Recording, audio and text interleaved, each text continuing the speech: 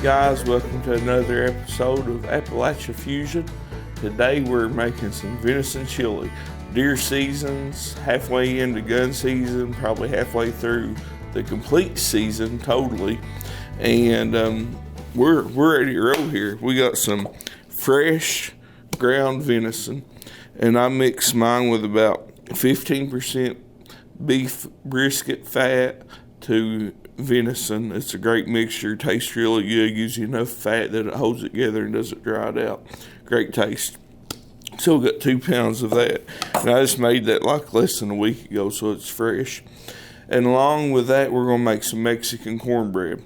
So a couple steps, it's quick and easy to go, and got some homemade tomato juice, got 2 different kinds. I got one's a chili mix we make, and the other one's hot, but it's not really hot. What we do, we take a jar of tomato juice and put like just a small chunk of jalapeno in it when we can it. That gives it just the least bit of heat.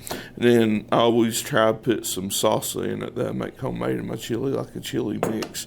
And also to sides, after we get chili done, we got some pickled jalapenos and carrots and garlic if you want something a little bit on the side. So let's get, first step we want to do is, like I always am, I'm trying to use one pan, get it done, not waste a lot of dishes, waste a lot of time. Who's got time for that? I don't like doing dishes, so I try to make meals that I can make and go. So a couple things, our cornbread pan's in the oven, preheated at 425 with a little bit of lard in it. It'll be hot and ready when we get the cornbread ready in a minute. We're going to cut some fresh corn off the cob for our cornbread. You want, I don't know, somewhere around half a cup or so of that in there. So I thought I cleaned that really good, but there's still a couple little pieces of the husk there. Okay, we got that out. No big deal. It's easy to come out. I already got our pan preheated up to about 150. This one's actually got a thermometer on it, which most does. So I like using fresh corn because I still like a little crunch in the cornbread. You can use canned corn just fine. Use whatever you want to. So anyhow, let's add that to our pan like that. And to that, we want to add part of our fresh jalapeno. We're going to do a red one. And if you don't want it real hot, just cut the seeds out of it. I do mine like that.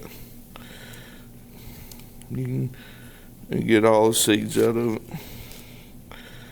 So that takes the membrane and the seeds where all the heat's at. So if you can get some of that out of it, it's better. And I want some color in this cornbread, so that's why I'm going to use the red one here, because we got some orange and green we're going to use in the other. Let's turn this up just a hair while we cut this up and let it be warming up. And we just want to saute these just a little bit, break them down just a hair, get a little heat in them, or off of them.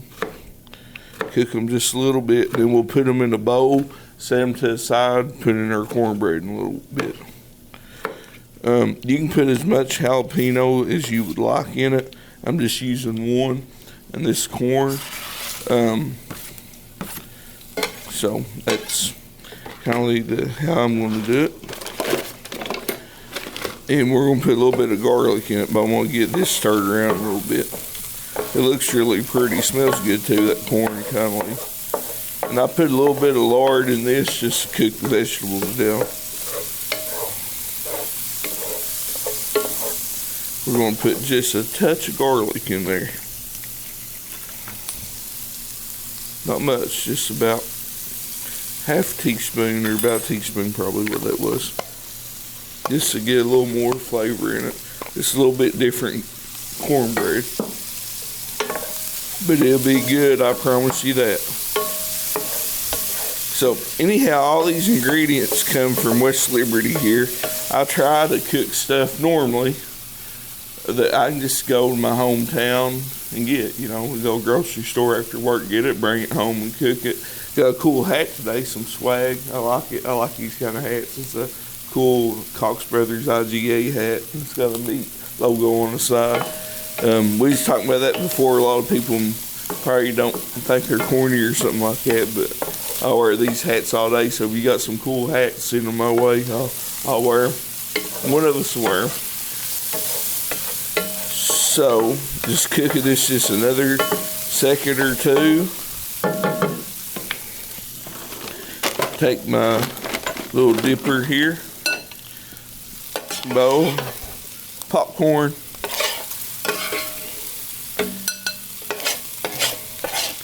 So get all this out. And you use the pickled jalapenos, and I'll put a couple of them in the cornbread in a minute. It actually gives it a little bit different taste for its heat and stuff. So, you can do that also, and we'll add a couple. Some people put corn in their Mexican cornbread, and some don't. I've done it both ways. I like the corn in there. Some people put a cream style corn. It is, you just have to watch your ratio of when you mix your cornbread. See if you want it, how wet it is, and as far as cooking and stuff.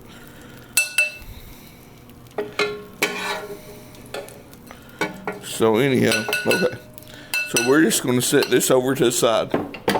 Put our spoon right there, and we'll use it later. Next big thing is to get our burger on. 2 pounds of venison burger. Just drop it in there like that. We'll probably add a little bit more lard, and the reason why is because even with the 15% fat, which would probably be fine, we're going to be cooking some other stuff, so a little more won't hurt. It'll just keep it from burning. Here's a big step that I think a lot of people do not do when they cook chili, and it might be they prefer it that way. I like to brown my burger completely. I like to break it up to the size I like it. If you like it bigger pieces, fine, whatever. Brown it good all the way around, and then start adding my stuff. Another thing I do is I always season my burger as it cooks. Now, this is still actually just a hair frozen, but as it unthaws, it'll just break on down.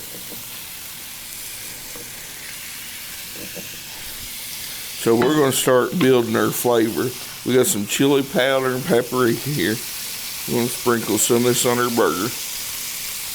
We'll save some for later. We're going to take some of our garlic, put right in there. Cook it right with it. Then we're going to start browning our burger. We'll start adding stuff to it as we go in a minute.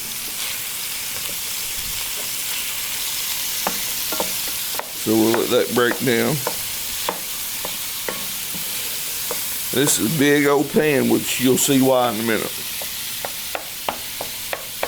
And when you're cooking venison burger, it smells different. If you're cooking lamb, it smells different than hamburger, because every animal's a little different as far as, the texture of meat and smell of it or whatever. If you don't like a real strong venison taste, but you want to use your burger, mix it half and half. Take a pound of hamburger, a pound of venison. Take a pound of pork, pound of venison, lamb, whatever. All of it does really good. So we've had a great hunting season so far this year. Kids have had a good time. We've killed a couple good bucks, killed some meat for a freezer, had a whole host of people over about every night at camp cooking and eating. It's just been a joy this year. I can tell you, it's just been so much fun. My dad this past week, he's been hunting a 12-point that we've had on camera for a year. And, he hadn't been real excited about hunting for a while because Dad's killed several trophy bucks over his life. And he's passed, he's wanting to kill a good one. So back in early spring when he's growing horns, he seen this 12-point and he said, I want that buck. So it's always been Dad's buck.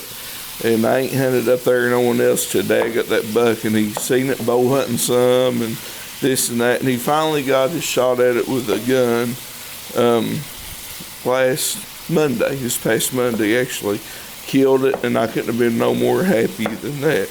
You know, Dad put so much time and effort when we was growing up into us killing deer, so it's always fun to be hunting with them now and working with them and fixing their food plots and places to hunt and seeing it pay off and seeing everybody happy. And my niece has killed a really nice buck, and our kids has been hunting hard for their chance to get one. So it's all coming together, and it's fun. And that allows us to have this meat like for today, this venison.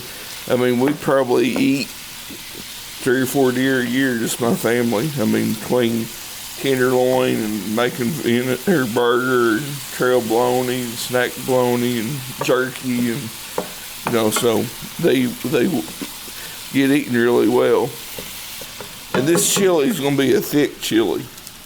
It ain't going to be like a thin base soupy type. We want it thick and hearty. We're going to add some cheese, sour cream, fix us some cornbread with it, and it's going to be, you know, a good meal.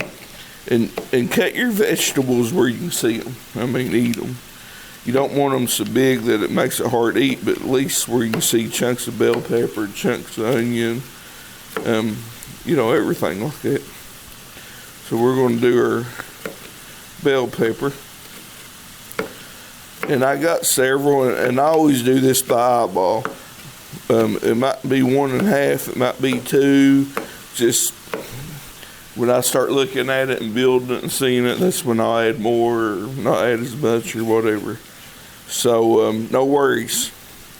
And the beans, if you can see these right now, actually, this is a mixture of everything I always put in chili. It's 2 cans of dark red kidney beans, 2 cans of mild chili beans, and 2 cans of diced fire roasted tomatoes. I use it. You go to your local grocery store, any of them, they'll have it there. Just get it. And then the canned stuff I showed y'all earlier. So okay, we'll set this one to the side right now. Let's get our big onion out. Trim the ends of it off.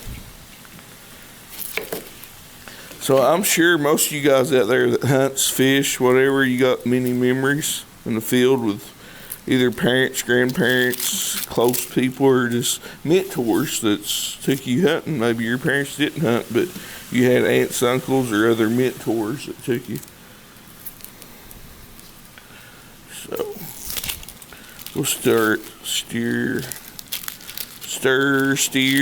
do something with our burger right now. You just want to finish browning it. And I like getting it to a darker brown.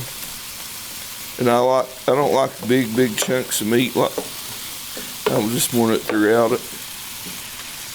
So it's browning nice. Let's finish cutting up some more onion. I'll kindly go ahead and cut it a couple different ways before I ever start chopping it, so it's ready. So we'll chop it up, and we'll get our chili all bound together here with everything. Let it keep cooking, and then we'll make our cornbread while our chili's setting and building flavor.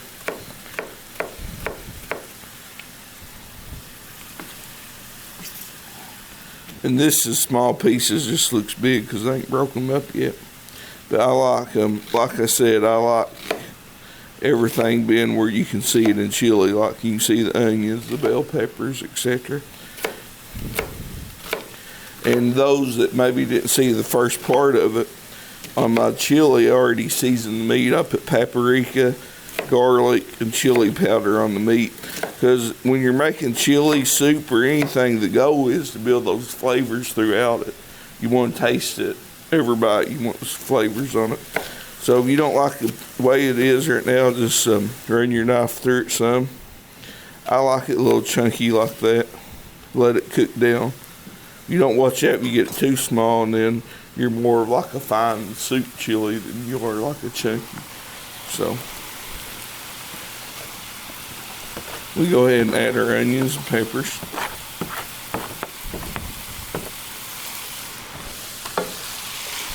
And like I said, depending on what size peppers and onions, one of each might be enough. Like right now, I'm thinking this is probably enough because we're getting ready to add a bunch of beans and everything else. Starting to cry a little bit.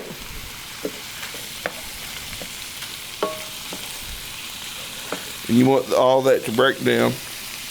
You want a little bit more spice in it. Just cut you a little bit of jalapeno real fine, put in it.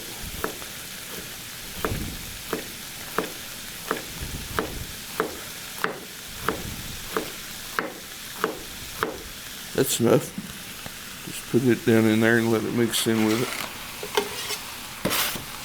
Okay. So it takes care of our onions and peppers. We want to brown this a little more. It's still not like where I wanted it at before I add all my other stuff.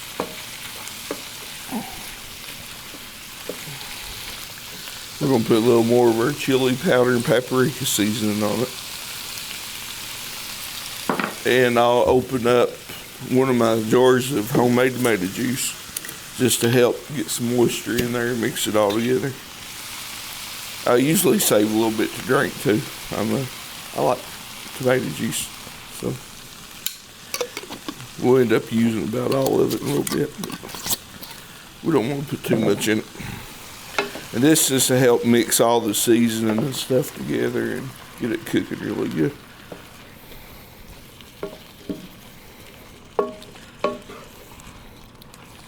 You can do the same exact recipe with hamburger. If you don't like wild meat at all, say, hey, I just don't like wild meat. I get that. Some people don't use hamburgers or lamb, whatever you got. I've never eaten just a directly pork chili, but hey, that might be good too. Maybe we're going to have a try of that, a pork chili. Might be good. I have made it with brisket and like shredded beef, and I like it. It's different.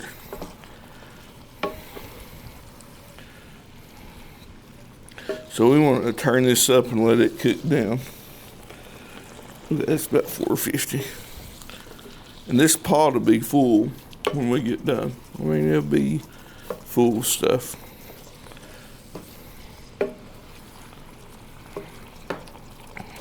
So the onions and stuff's cooking down quite nice. So one thing I have not added yet, and we need to add, is a little bit of salt. So that'll be plenty. There's probably about a table, maybe a teaspoonful of salt there, a little more, not much.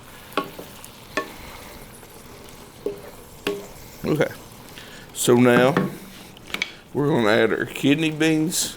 Remember, 2 jars of kidney beans, 2 cans of kidney beans, dark red. 2 cans of chili beans, medium heat. 2 cans of fire roasted tomatoes is going in this right now.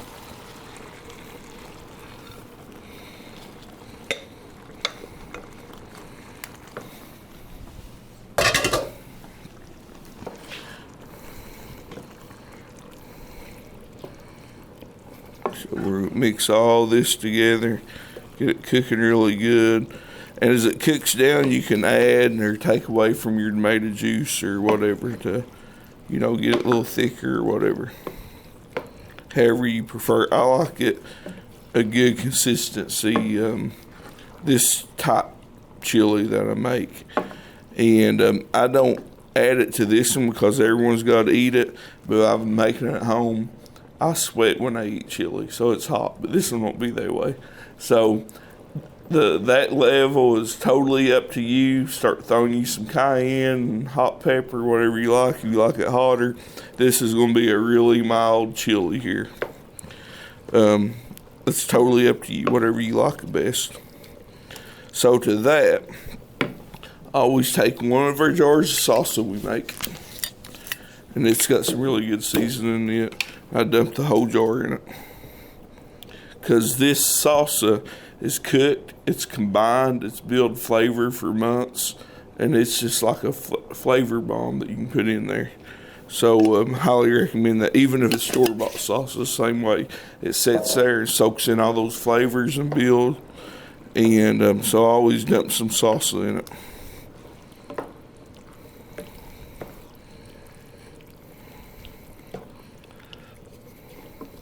So we're just going to turn that back down just a little bit. So earlier, if you watched when we first started, we sauteed some fresh corn and jalapeno. And I want to dump that right into our mixture, every bit of it.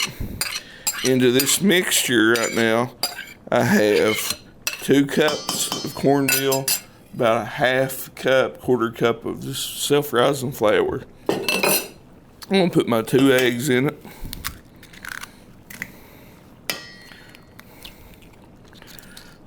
If you want a little more pepper in it, you can.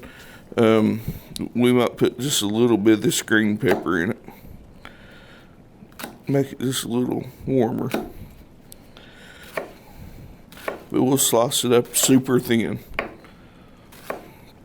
Oh wait, we have some color to it. We'll have green, red, and you can see it really good. That'll be plenty. We probably won't put all that in there. That's just that. Okay, now my next step, I use a fork. Let me get this out of our way.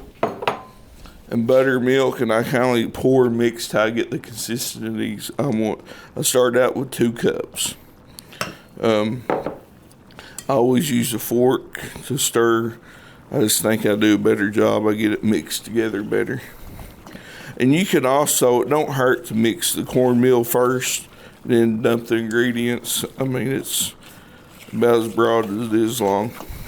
But you want to make sure you mix everything good together. You want everything mixed up. You don't want no dry spots in it. I'll add a little more buttermilk to it. And I'll show you the consistency I like to this.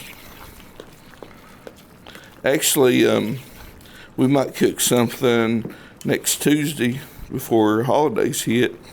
And I might use some home ground cornmeal that I'm getting ready to grind this weekend. I raised my own corn, and I already made hominy. And I got it in the freezer, and I'm getting ready to grind my corn this weekend.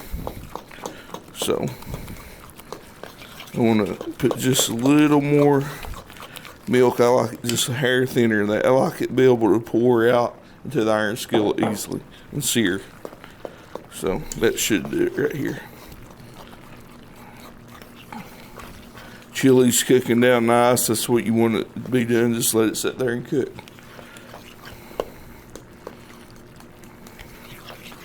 We might have to add a little more salt and chili powder in a little bit, and we'll do that when we taste it. So let's add just a little bit of salt. I'm talking about a quarter teaspoon, maybe, like that. That's all I'll put in it. If you want sugar in it, now's the time. I don't put sugar in mine too often. Let me get my cast iron skillet. If you remember at the beginning of the show, I told you we had a cast iron skillet in the oven on 425. It's got maybe a tablespoon and a half of lard in it, and it's going to sizzle when we pour this in there. That's what you want to hear.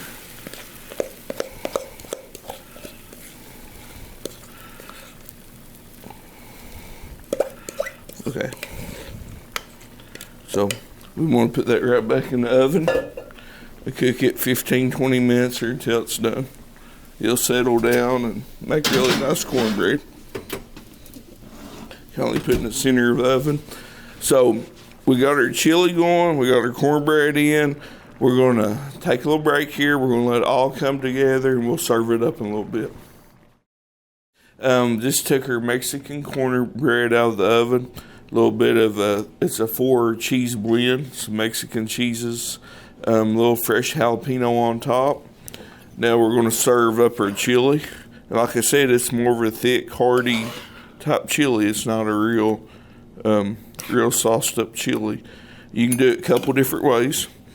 I like putting a little cheese on it. I do have sour cream right here. Little dollop. You get that later. What's the commercial?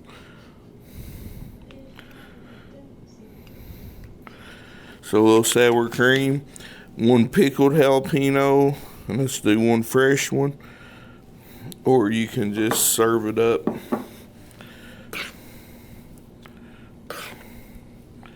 Just plain bowl of chili with nothing in it. Let's cut our cornbread, see what it looks like.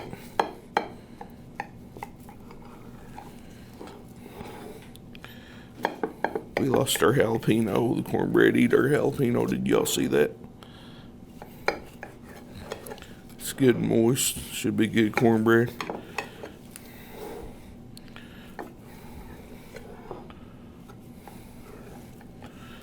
And it is pretty. I mean, it slid out of the iron skillet just like the picture.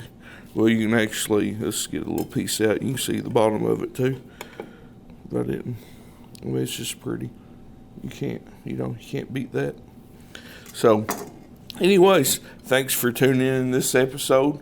Remember, go on the web page, scroll down to the bottom where it has the food part of it. Click on it for recipes and existing shows.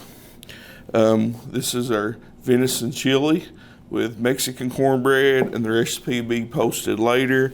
And I mean, it just looks wonderful. You see the corn and jalapenos, and I mean, just spread throughout it. You can even take that cornbread, just throw in your chili, and just take a spoon, take a bite of each, and I mean, it'll just be wonderful. Thanks for tuning in again. We appreciate you guys watching another episode of our Appalachia Fusion. Be back next week with another show, and who knows where we'll cook, and who knows what we'll cook. It'll be something cool. Thanks.